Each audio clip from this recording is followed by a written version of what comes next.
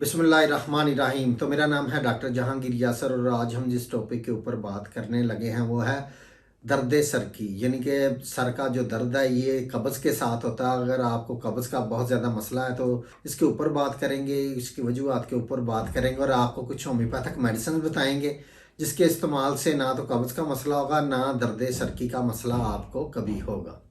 तो वीडियो शुरू करने से पहले अगर आपने मेरे इस चैनल डॉक्टर जहांगीर यासर को सब्सक्राइब नहीं किया तो सब्सक्राइब ज़रूर करें और साथ बेल आइकॉन को भी प्रेस करें ताकि जो मेरी नई आने वाली वीडियोज़ है उसके नोटिफिकेशन आपको मिलते रहें। ये सर में होने वाला एक दर्द है जो जिस्म के किसी अज़ा की वजह से बहुत कम ही होता है। ये ज़्यादातर कब्ज़ रहने की वजह से या अंतड़ियों की कमज़ोरी की वजह से होता है। बाज़ दफ़ा ये जो दर्द है ये बहुत शदीद नौयत का ये दर्द होने लगता है। ये पहले तो बहुत कम होता है लेकिन बाद में ये रोज़ाना की बुनियाद पे होना शुरू हो जाता है और मरीज़ की जो कैफियत है ये बहुत ज़्यादा ख़राब हो जाती है।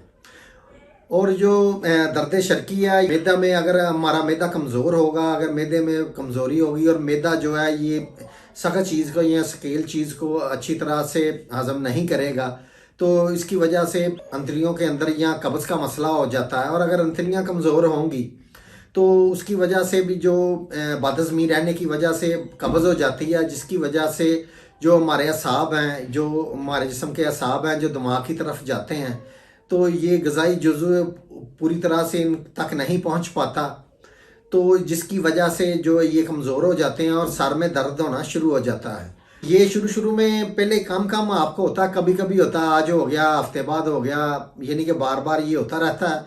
लेकिन एक ऐसी स्टेज आती है कि ये आपको रोज़ाना की बुनियाद पे होना शुरू हो जाता है। ये बहुत शदीद नौयत का होता है। एक तो आपके पेट में आपको कब्ज़ की वजह से आप तंग होते हैं, दूसरा ये सर में भी जो दर्द है ये होना शुरू हो जाता है। इसके लिए परेशान होने की आपको ज़रूरत नहीं है। मैं आपको कुछ होम्योपैथिक मेडिसिन बताने लगा हूँ दो जो इस मर्ज़ में बहुत ही अच्छी हैं और बहुत अच्छा काम करती हैं। तो इसमें जो पहली मेडिसिन है वो है बेलाडोना। बेलाडोना ये आपने 200 पोटेंसी के अंदर लेनी है। तो ये आपने तकरीबन 3 हफ्ते इसको इस्तेमाल करना है, यानी कि 3 हफ्तों में आपने इसकी 6 खुराकें लेनी हैं। एक हफ्ते में 2 दफ़ा आपने इसको इस्तेमाल करना है। रात को सोने से पहले आधा घूंट पानी के अंदर 4 से 5 कतरे आपने डाल के पीने हैं। तो जो आपने रोज़ाना की बुनियाद पे मेडिसिन लेनी है वो है नक्स वोमिका। नक्स वोमिका ये 30 पोटेंसी के अंदर आपने लेनी है।